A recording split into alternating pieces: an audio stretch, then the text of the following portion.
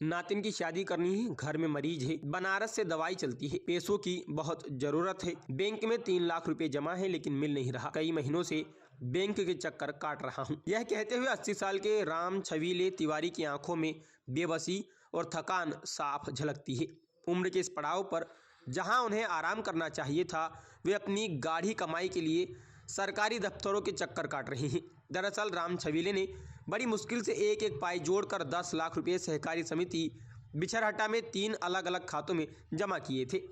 ये पैसे उन्होंने नातिन की शादी और अपने बुढ़ापे के इलाज के लिए बचा कर रखे थे, लेकिन आज जब उन्हें इन पैसों की सबसे ज़्यादा ज़रूरत है तो बैंक उन्हें यह कहकर लौटा रहा है कि बैंक के पास पैसे है ही नहीं।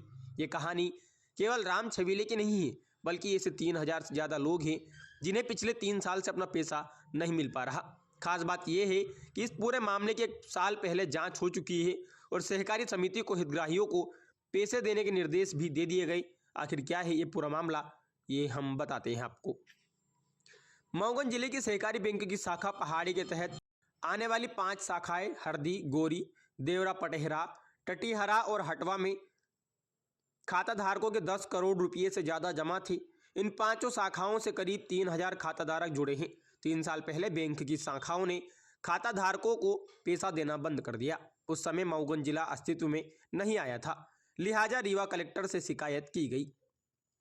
जब सैकड़ों पीड़ितों ने रीवा और मऊगंज में जन सुनवाई में अपनी समस्याएं उठाई और कई जगह धरना प्रदर्शन किया, तब प्रशासन की नींद टूटी। जिला सहकारी बैंक रीवा ने 12 जनवरी 2024 और तत्कालीन मऊगंज कलेक्टर अजय श्रीवास्तव ने 16 फरवरी 2024 को राज्य सहकारी बैंक भोपाल को पत्र लिखकर जांच की मांग की। अपेक्स बैंक की जांच कमेटी ने इन 5 शाखाओं के खातों की जांच की तो एक बड़ा वित्तीय घोटाला सामने आया।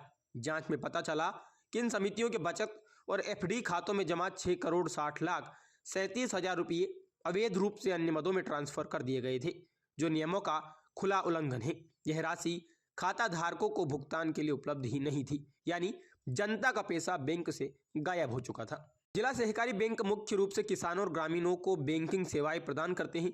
ये बैंक अपनी छोटी शाखाओं यानी प्राथमिक कृषि साख सहकारी समितियों के जरिए ग्राहकों से जुड़ते हैं। इन शाखाओं में किसानों के फसल ऋण, एमएसपी भुगतान और अन्य सरकारी योजनाओं का पैसा आता है।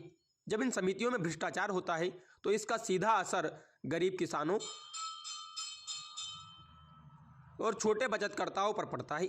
जांच में सामने आया कि शाखा प्रबंधकों और समिति प्रबंधकों ने मिलीभगत कर इस घोटाले को अंजाम दिया। उन्होंने खाता धारकों की बचत राशियों को निकालकर सीधे किसान क्रेडिट कार्ड के ऋण खातों में जमा कर दिया।